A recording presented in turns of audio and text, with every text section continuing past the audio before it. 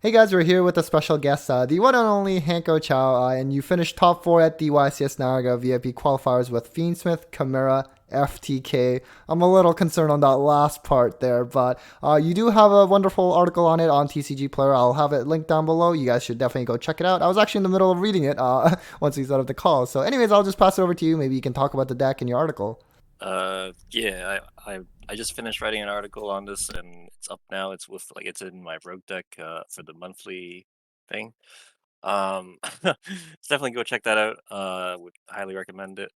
But yeah, I made this deck like a week or so ago, and I was done playing Yubel. I wanted to like experiment with some other ideas, and then I was thinking about this old card that you can search off of Nightmare Throne. And then I was thinking about like another combo where you can like set it up with another fiend, and there wasn't that many other combos where you can like dump two fiends and then reborn, besides like this deck specifically. So and then there's like a lot of more other synergies which I'll talk about later.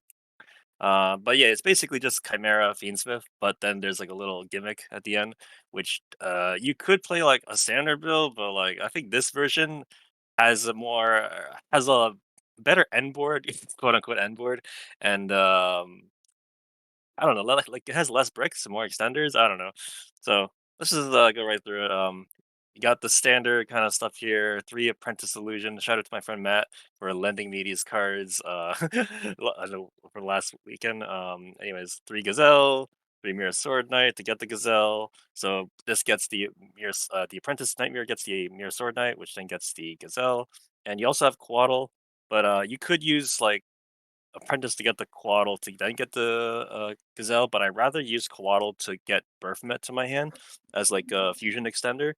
I don't normally want to use Mirror Knight to summon out Berthmet in this version because unless you're going for like the Chimera Illusion OTK line, you want to be able to have the option to use your Link monsters and stuff. So you try not to summon this card. It's like you. It seems like it's more rewarding, but in this version, it's actually it's less rewarding. So, anyways, those are those cards, and obviously with the Chimera stuff, you got the three Chimera fusions, which is very important for this combo.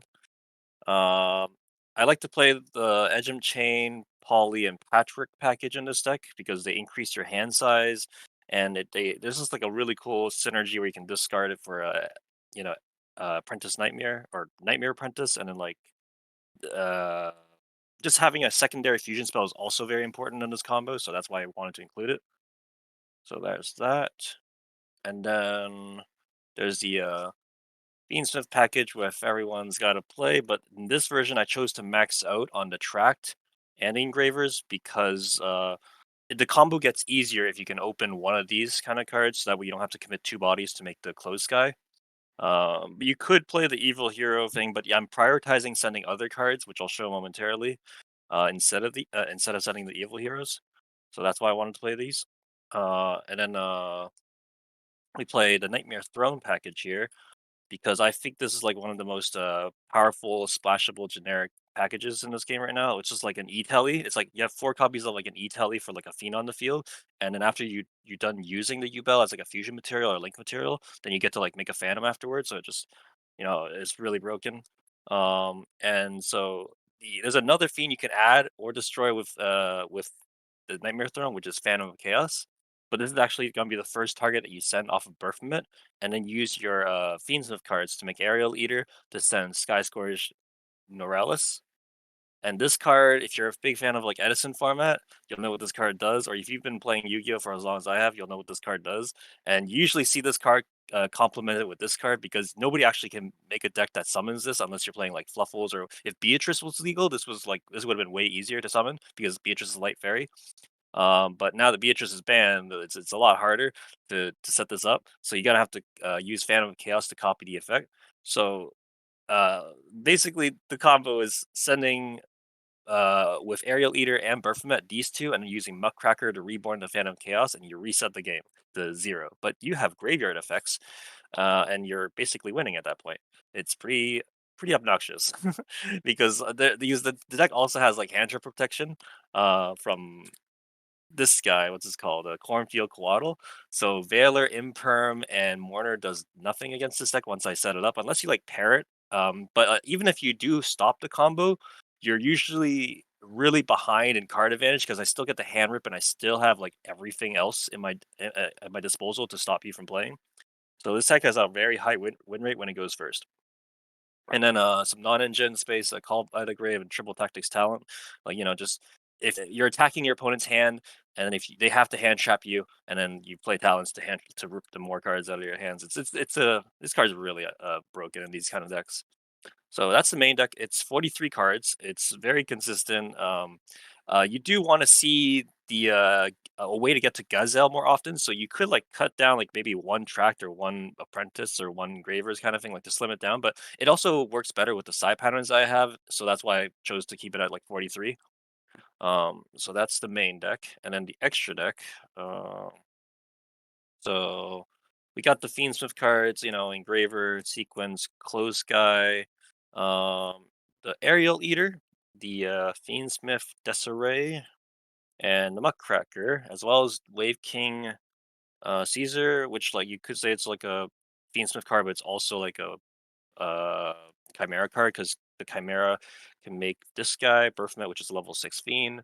But you rather keep it on the field because of the Coatl negate. Anyway, so the Chimera cards, I played two Berthmets, one Chimera, the King of the Hand Rip Chimera, and then the OTK Chimera. Um, I've summoned like every single card here, except for maybe Desiree at times. But the theory behind Desiree is that once you put your opponent on top deck mode, your follow up is to try and make this guy, and now they're top decking against a Desiree, which is usually not happening. And then some other oh yeah, sorry, Necroquip is also like a Fiend's card, right. And then Phantom of Chaos, Magnum the Reliever, and Guardian Chimera. I sometimes do wish I play like Predaplant, Draco Stapelia, but like I kind of just don't see the room unless I cut out the Desiree. But yeah, this is Magnum the Reliever. He's a light fiend, so technically you could like make this and then go into Fiends of Combo into Requiem and stuff. Uh, Guardian Chimera is the honorary Chimera card, and I play just one Phantom of Chaos. Sometimes I do miss two because I want to summon one to protect my combo, and then like summon a second one later. But like you technically could like after you're done using your first one, you could if you have another nightmare thrown up, then you can fuse with the spirit of Yubel or the Yubel on the field, and then that'll trigger the nightmare throne to put this back. So it's actually surprisingly doable in this version. So that's the extra deck. My side deck is still a work in progress. I think I'm gonna make a lot more improvements if I were to keep playing this deck. But I chose to go for a board breaker approach post side. So I like play evenly matched, lightning storms, uh, Book of Eclipses, Forbidden Droplet, and three Infinite Impermanence. I had Mulcharmians here in here. I had Phantasmas in here, but I wanted to try this kind of lineup, and I think I'm gonna probably go back to playing like Droll and Lockbird or in the Beerus and stuff. But we'll see if I keep playing this deck. So that's just the side deck. I think it's definitely not finalized yet, but the main deck though, and the extra deck is I'm very comfortable with, and the the game plan of this deck is like really simple. You make it look like as if you're playing a normal what's it called? A normal Chimera Fusion deck where if you open like hands like these, let's see here. So you want to open a way to get to two fusion spells. So normally the Geza will get to the Chimera Fusion, and then like you have Edgem Chain, this, and let's just say you have like some other redundant cards here. So you normal summon Gazelle to get this, and then you like just fuse into the Chimera to just make it look like as if you're playing a regular deck, and you get all the pluses and stuff.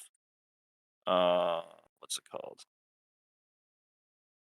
And if you don't open up Fiendsmith Tract, you're gonna have to use the Nightmare Apprentice to summon itself, which then searches for a Quaddle, and you want to use Quaddle to, like I said, pitch to search for Big Wing Berthomet here, because then if you fuse with it with your secondary poly, then you get to make this guy the Berthomet, and then the Berthomet, like sorry, the Big Wing Berthomet is gonna bring back an illusion. So we're gonna bring back just a Quaddle here, and then what's it called? That is gonna send the first target, which is the Phantom Chaos. So this looks pretty inconspicuous. Then you use the two monsters on the field here to make the Close Guy into oh my goodness, Close Guy into Requiem into Engraver, and Engraver is basically just two bodies because you equip this and then you make the Necrofusion or Necroquip, which then you bring back the engraver by shuffling back whatever, and make sequence, and the sequence is gonna fusion summon. Normally, I would put back like Necroquip and Berfomet because they're both dark themes, and you want the if well that's only if you opened up the Mirror Sword Knight, and clearly this hand did not open up the Mirror Sword Knight, so I might be reluctant to just put back the two Light Fiends, uh, just for simplicity's sake. But normally, if you have like an Edgem Chain or like then you want to put that back instead of the Berfomet, and you summon out the Aerial Leader. So this is like a formation that you're normally going to get into in this line, and you still have like two other cards in your hand. You're going to use the Aerial Leader to send the secondary part of the combo, which is the Sky Scourge Noralis. So you have both Sky Scourge, Phantom that you sent earlier, and you have all these other cards in the grave. You're going to link the Sequence and the Aerial Leader into Muckracker. And because you still have this on the field, remember you're and you have a Coatl in your graveyard, you're protected from any targeted effects. So you can use Muckracker now to bring back the Phantom of Chaos by discarding a card afterwards. Where is he? And then you use Phantom of Chaos to copy Sky Scourge Noralis. And now you're just gonna nuke the board. Nuke the board and your opponent's hand. So your opponent has 0 cards in their hand. You draw a card per turn, and then you haven't used Chimera Fusion to add back to your hand yet, so you use that to add back, and then you set it and you pass turn. It looks kind of this looks kind of bad, but you actually have Chimera to either bring back the Mirror Sword Knight or the Berfomet. Which, because we put back the Fiendsmith cards this time, we're just gonna bring back the Berfomet, which then gets you 2 more cards to your hand to Gazelle and the Chimera Fusion. And then you have Fusion Birth meant to bring back the Chimera Fusion. So now you have these two on the field, 3 cards in your hand, and a Chimera Fusion set. If you have Mirror Sword Knight in your graveyard, then they have to contest against that too, as with their 1 draw per turn. So basically, at this point, your opponent scoops up and then they lose, because sometimes if like I said, if we're able to keep their engraver in the graveyard, they also I have another engraver to play with next turn as well. So it's it's pretty ridiculous. And like the combo has a built-in way to protect itself because of the Coatl. But you could also like if you open up with enough extenders, like if you already have engraver or tracked in your hand alongside with like another way to put another body on the field, there's situations where you can put like you can sacrifice your birthment and your engrave and your sorry, not engraver, a necroquip, wherever this went. Yeah, to make the Wave King. But this is only if you're anticipating your opponent to play Bystials or Nibiru, because then this will protect you from that. But obviously, you're sacrificing the Coatl negate. So this is what's it called. So even if you do take this risk and they actually have like imperm or whatever, usually they're super behind anyways because they still get a hand rip. They lost the card from playing a hand trap, and you still have like Chimera Fusion and just a lot of other follow ups to play with. There's even times when like I said, if you open up like any if you already open up the Phantom of Chaos or the Sky Scores, you can actually be able to afford to send like a Yubel or a Spirit of Yubel, so that way you can also make a Phantom Yubel after you resolve the Sky Scourge Noralis. So they have to contest against this too. Anyways, like that's basically the comment. What do you think, James? That's amazing. Thank you so much for sharing. I'm really, really excited, but also terrified of seeing that. But huge thanks for the deck profile as well. And again, everyone, definitely go check out his article. I'll have it linked down below. It's a really, really fun read. And yeah, maybe I'll pass it over to you for any final shoutouts. Yeah, just thanks for Matt, my friend Matt, for lending me these cards. They're very pretty, and they were also something that I needed to play with this deck, because otherwise I couldn't play this deck for this weekend. Um, and just shout out to any of my other friends that support me. Yeah. Amazing. Thank you.